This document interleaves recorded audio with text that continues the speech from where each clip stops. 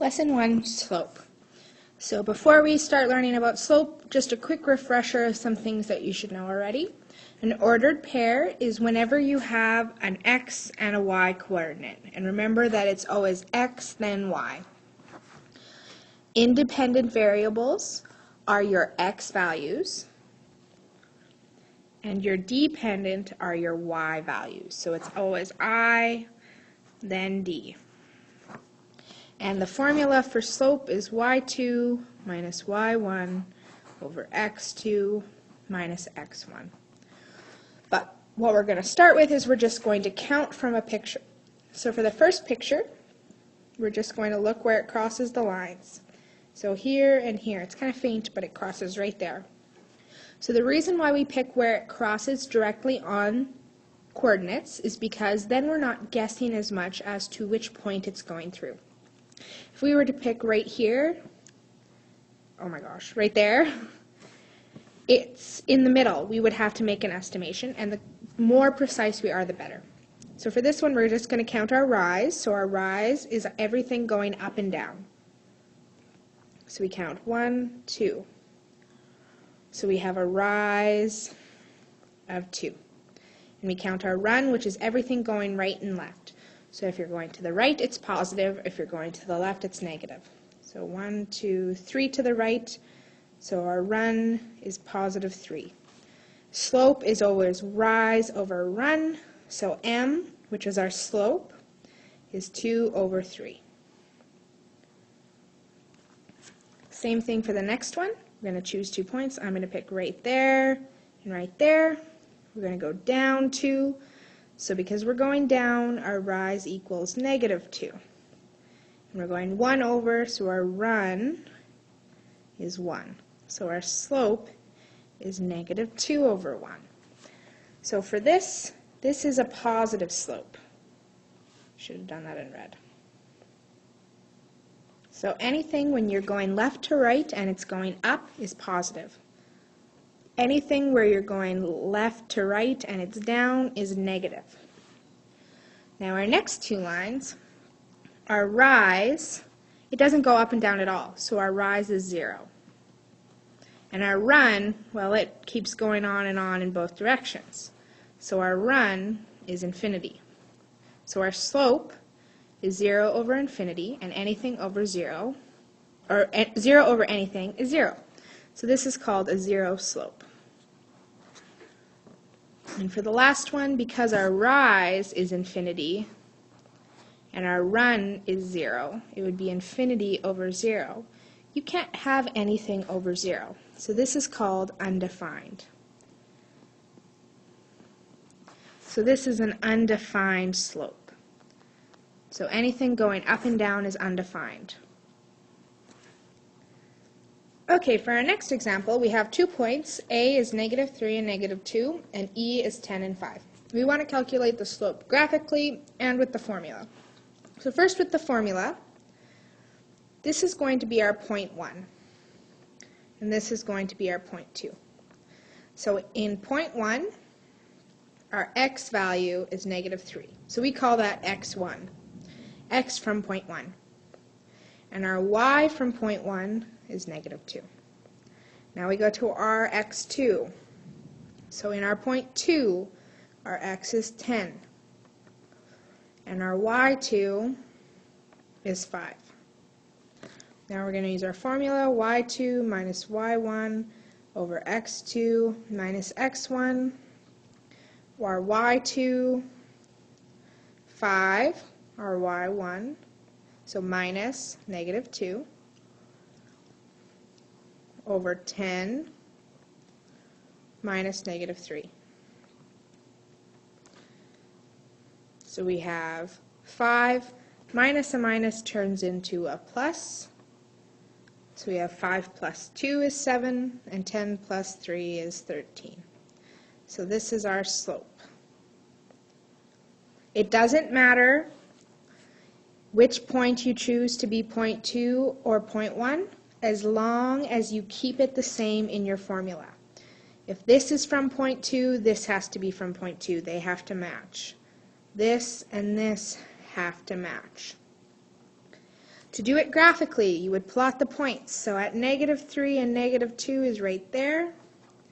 And at +10 and +5 is right here. Using a straight edge, connect your points. Now all you're going to do is count your rise and your run. So 1, 2, 3, 4, 5, 6, 7. 1, 2, 3, 4, 5, 6, 7, 8, 9, 10, 11, 12, 13. So our rise is 7 and our run is 13. So you end up getting the same answer. Okay, a linear equation is a line that, or an equation that when you graph it, it makes a straight line. So if you look at this graph, it definitely does not make a straight line. But what we can notice is that each of these intervals makes a straight line. So what that means is it's going to have a consistent slope. The slope will be the same throughout that line. So we're going to find the slope of each section of this line. So you have A, B, C, D, and E.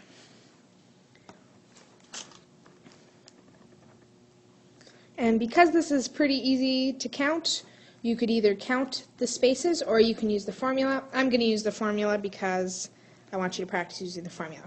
So point A is on the origin, so it's at 0 and 0. Point B, notice that these go like this. It's a terrible, everything got skewed. Anyways, point B is 30, 2. C is 40, 2. D is 60, 5. And E is 70 and 0.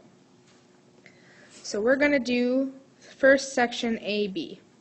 So we have y2 minus y1 over x2 minus x1. So for these 2 points. So our y2 is going to be number 2. Our y1, 0. x2, 30. x1, 0. So this ends up being 2 over 30, and if you divide this, it turns into 0.13, and the units would be kilometers per minute. So that's the slope for that section. From BC, it's a horizontal line, so you should automatically know that this is a slope of 0. So it's 0 kilometers per minute. CD, our y2 is 5. Our y1 is 2. x2 is 60.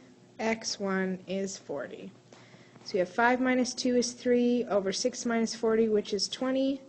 Divide this and you should get 0.15 kilometers per minute. And lastly, we have from D to E.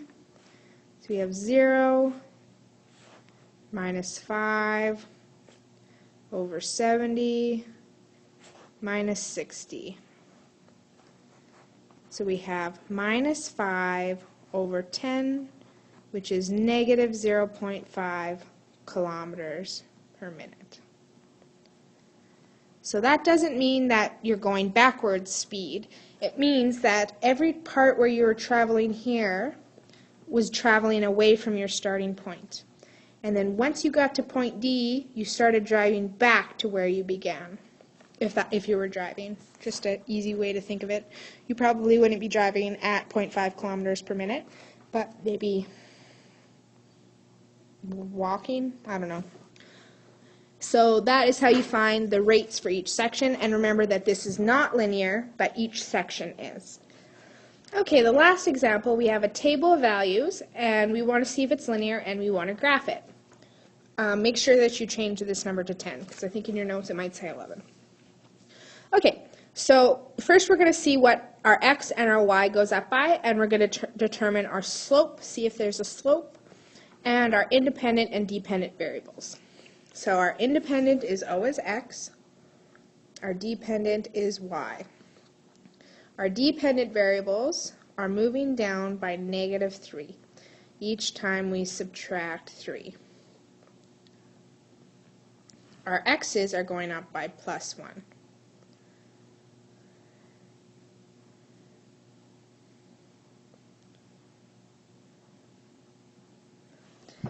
And we're going to find our slope quick. But first, because we know that both sides are going up by consistent amounts, we know that it's linear. It will make a line. So we're going to find our slope, so we'll take y2 minus y1 over x2 minus x1. We'll pick any 2 points. Let's pick these 2. So let's say our y2 is going to be 22. Our y1 is going to be 25 over 1 minus 0, and we get -3 over 1. And if you notice, those are our numbers here. So there's our slope. Now we're going to graph it. In order to use our space most efficiently, and we know we want to go most efficient because we want to use as much of the graph as possible, let's label every 2 spaces 1.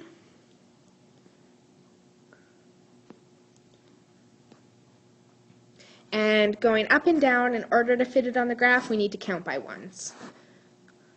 So 1, 2. And I'm only labeling every other one because it will be neater.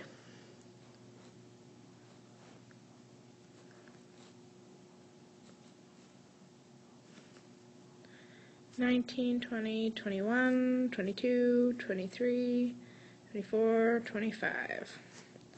Okay, so our first point is at 0 and 25, which is right there. Our next point is at 1 and 22.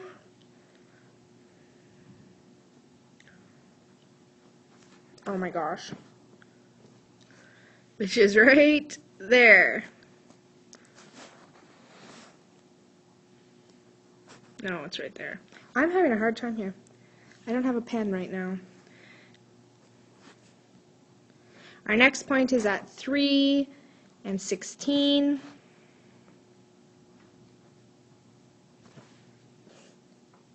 Haha, just kidding. I know what I did. Okay, 1 and 22. There we go. 2 and 19. 3 and 16. 4 and 13. And 5 and 10. And then connect your dots, and it makes a perfect line. So there is our linear relation.